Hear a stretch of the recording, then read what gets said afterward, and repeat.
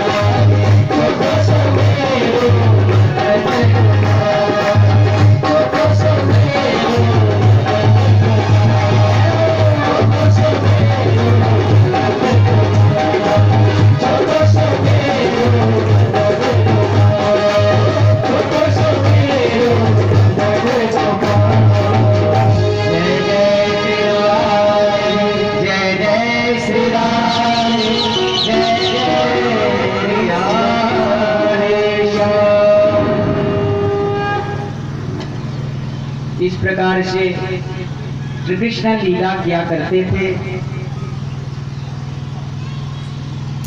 आइए हम कथा को आगे बढ़ाएं। आज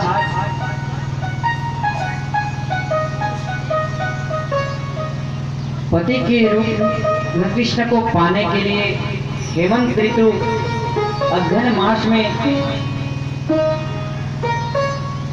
पहली तिथि से जो ब्रज गोपिकाएं हैं, माता कात्यायनी का वो 1 माह तक उन्होंने व्रत रखा। व्रत में माता कात्यायनी को प्रसन्न करने पर वरदान मांगा कि हे महामाए, हे कात्यायनी, हे महाशक्ति, हे अधीश्वरी, हे योगिनी, आप इतना कृपा कीजिए कि आप कृष्ण को हमारे पति के रूप में हमें प्राप्त हो जाए। आप यह आशीर्वाद दे दीजिए। 1 माह तक उन सब ने हविष्य खा करके माता कात्यायनी की पूजा अर्चना करके उन्होंने प्रसन्न किया। उसी बीच में एक दिन के समय में भगवान ने क्षीर हरण किया और लीलाएं की। जब कात्यायनी देवी का पूजा करने के लिए प्रातः काल उठ जाते थे और उठ करके स्नान ध्यान करते थे, तो एक गलत आदत थी उनमें, वो नग्न स्नान किया करती थी। तो एक दिन कृष्ण ने उनको समझाने के लिए सुंदर लीलाएं की।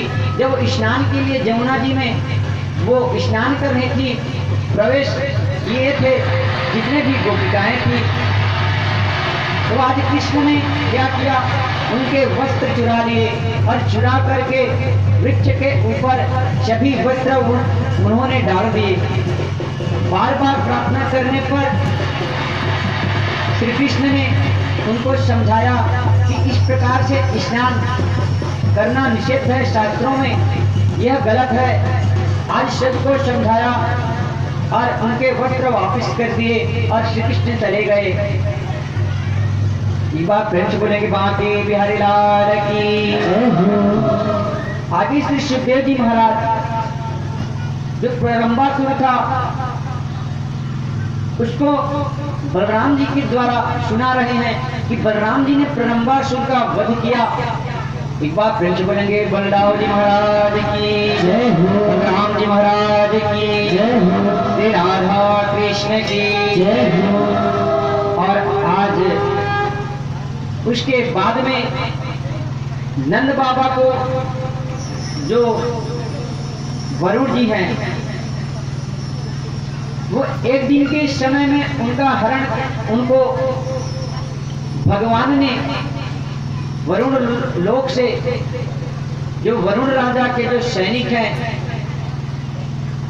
उनसे युद्ध किया और उनके पिता को लेकर के अपने घर आए थे। आज सुखदेव जी कहते हैं कि एकदश्याम निराहार समर्थ्य जनार्दनम स्नातुं नन्दस्तु विन्द्याधारस्यां जलमाविशतः।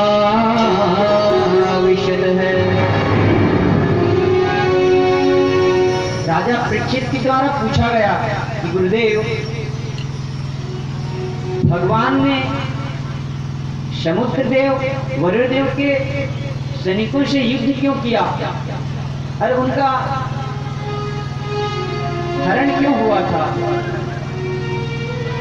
उन्हें युद्ध क्यों करना पड़ा? तो आज सुखदेव जी कहते हैं कि एकादशी तिथि थी, एकादशी का व्रत किया था नंद बाबा ने, और द्वादशी के मध्य रात्रि को, एकादशी के अगले दिन जो द्वादशी तिथि आई, तो जब एकादशी के दिन शयन किए थे, प्रातः उठ करके भगवान को फिर से पूजा करना था, उनको दान देना था, तो उसके लिए आज मध्य रात्रि को नंद बाबा का जो आंखें खुल गया था, उन्हें लगा, उन्हें भ्रम हो गया कि आज सवेरा हो गया है, अरे उठ करके वो स्नान के लिए जमुना जी में चले गए, जहां पर यक्ष अर्धरात्रि को उनका समय रहता है, वो जल में वास करते रहते हैं मध्य रात्रि को। तो नंद बाबा को मारने लगे, मारने के लिए दौड़ाने लगे, पानी में खींचने लगे यक्ष। जब वरुण देव ने देखा यक्ष उनको मारने के लिए मारना चाहते हैं, पानी के अंदर खींच रहे हैं, तो उन यक्षों को उनसे युद्ध किया यक्षों से, और युद्ध करके हरा करके नंद बाबा को अपने वरुण लोक को ले गए थे।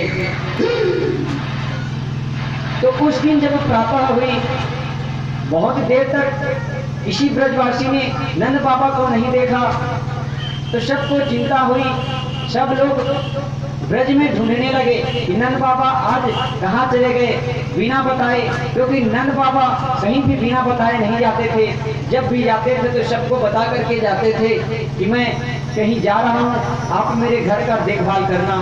तो आज किसी को पता नहीं कि नंद बाबा कहाँ गए। तो बहुत ढूंढने के बाद भी जब किसी को नंद बाबा नहीं मिले, श्री कृष्ण और बलराम भी आज ढूंढ रहे हैं, और ढूंढते ढूंढते जमुना जी के किनारे चले गए। जाकर के जमुना जी में प्रवेश किया, ध्यान किया, तो पता चला कि वरुण लोक में उनके पिता हैं। जाकर के वरुण लोक में प्रवेश करना चाहते थे, उनके सैनिकों ने रोका, वो कृष्ण को पहचान नहीं पाए, और आज उनसे युद्ध करने लगे। जब वरुण देव को पता चला तो स्वयं आए, राजद्वार पर आकर के कृष्ण को अपने महल लेकर के गए, क्षमा मांगी कि मेरे सैनिकों द्वारा, मेरे रक्षकों द्वारा आपसे युद्ध किया गया, अब क्षमा कीजिए, आपके पिता ये रहे, आप इन्हें ले जा सकते हैं।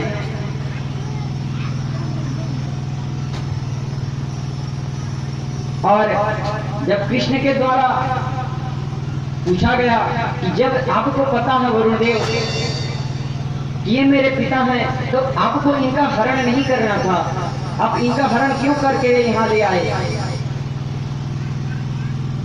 तो जो वरुण देव कहते हैं कि हे कृष्ण, आपके पिता को यक्ष मारना चाहते थे, वो पानी के अंदर खींच रहे थे, डुबो डुबो करके उन्हें मारना चाहते थे, मैंने उनसे उनकी प्राणों की रक्षा की है, और अपने लोग उनको मैं ले आया ताकि आप उनको ढूंढते ढूंढते आप वरुण लोक में आए और मेरे लोक को पवित्र करें। बोले श्री कृष्ण भगवान की, वरुण देव महाराज की।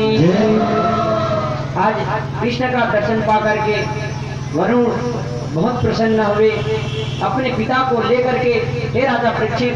उसके बाद में भगवान अपने घर को आ गए। बोले बांके बिहारी लाल की। आगे भगवान ने बहुत सुंदर सुंदर लीलाएं की हैं।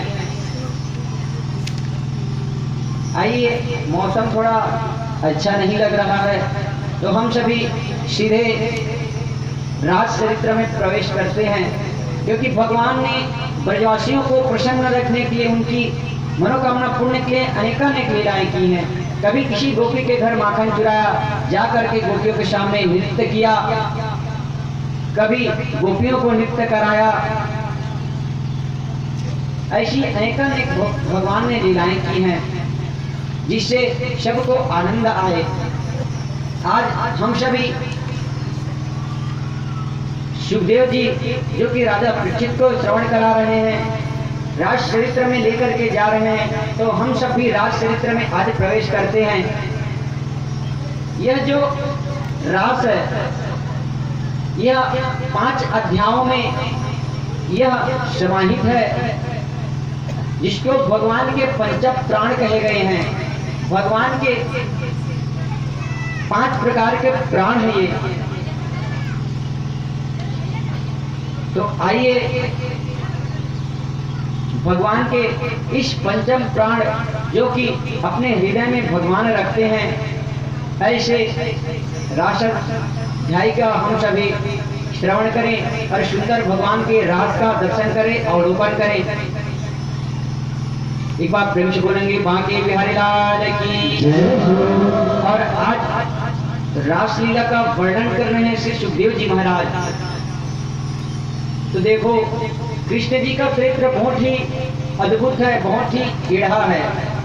इसको गुरु के बिना या अच्छी मार्गदर्शकता के बिना ना तो श्रवण करनी चाहिए, ना तो कहनी चाहिए। हर कोई रास पंचाध्याय को समझ नहीं सकता। जितना मैंने अध्ययन किया है, आपको समझाने का प्रयास करता हूँ। आप थोड़ा भ्रमित मत होना। देखो, ये जो रास हुआ ना, इसमें गोपियां आई। तो गोपियां का सीधा साधा अर्थ है, गो माने इंद्री और पी माने दमन। जो अपने इंद्रियों का दमन करके जो कृष्ण के पास जितने भी गोपियां हैं, उन्होंने रास किया था।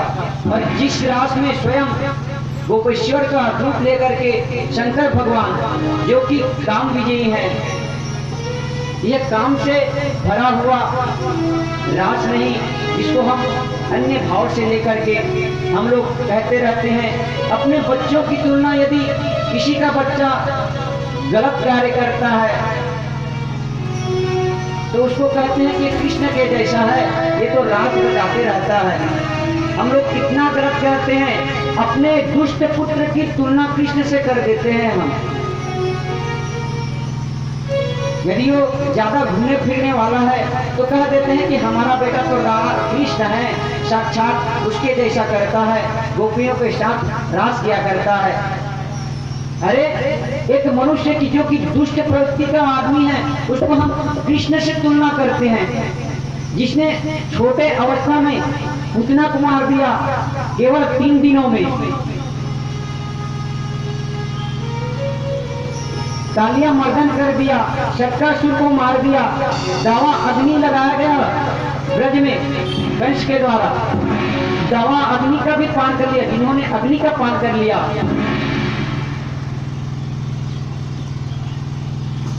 तो ऐसे भगवान की तुलना हम अपने बच्चों से करते हैं। नहीं, ऐसा नहीं करना चाहिए। कि भगवान पिता रात्रि शरदोत्फुल्ल मल्लिका वीक्षयन्तु मनश्चक्रे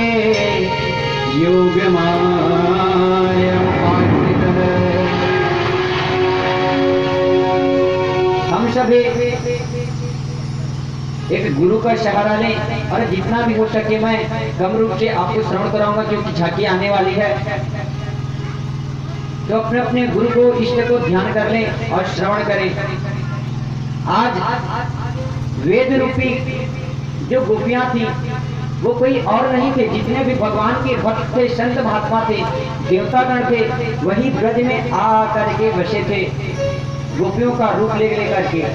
कीट पतंग का रूप ले लेकर के, क्योंकि भगवान का जन्म लेने से पहले आदेश था। ये मत समझना कि भगवान ने कुछ गलत किया है।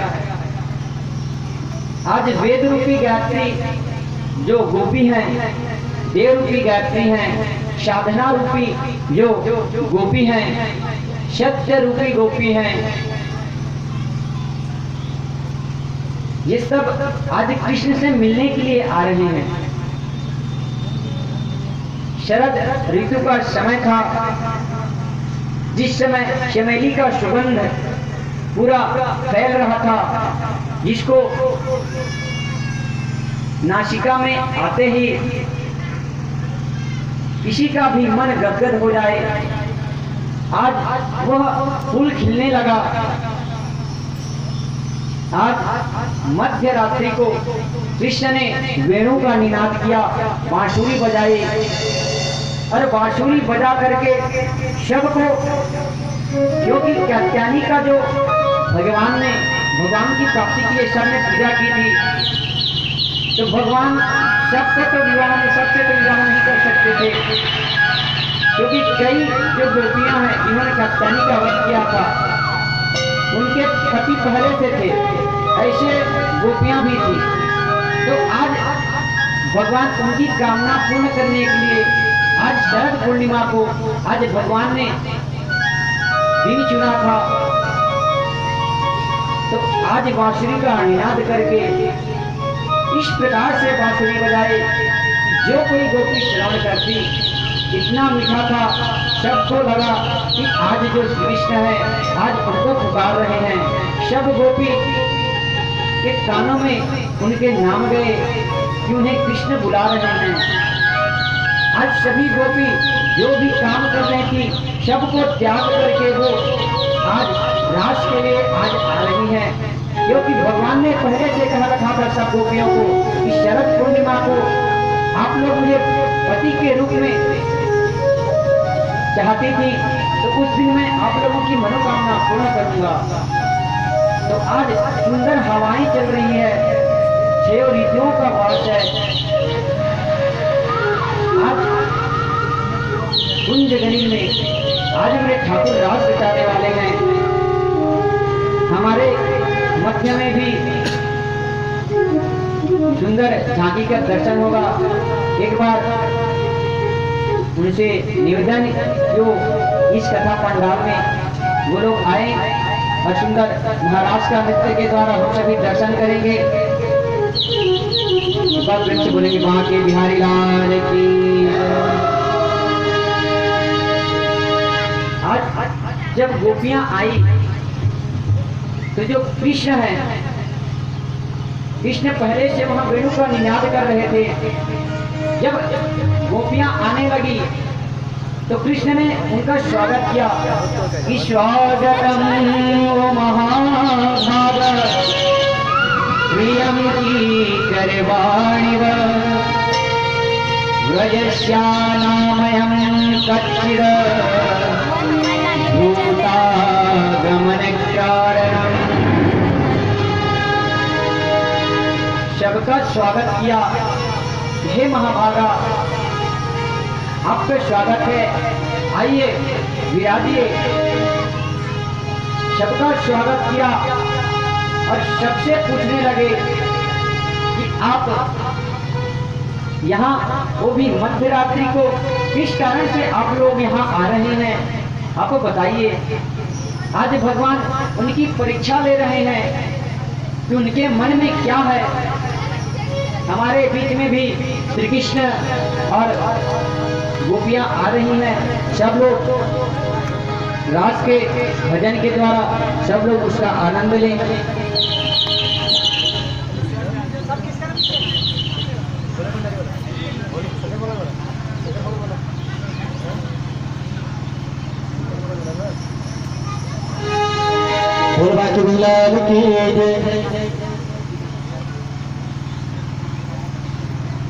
आज उनका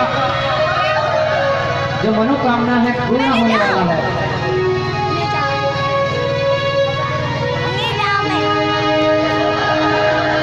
खुदा लाल के